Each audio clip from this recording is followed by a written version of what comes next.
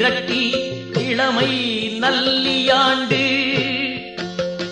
ஆறினிற் கழிப்பிய அறநவில் கொள்கை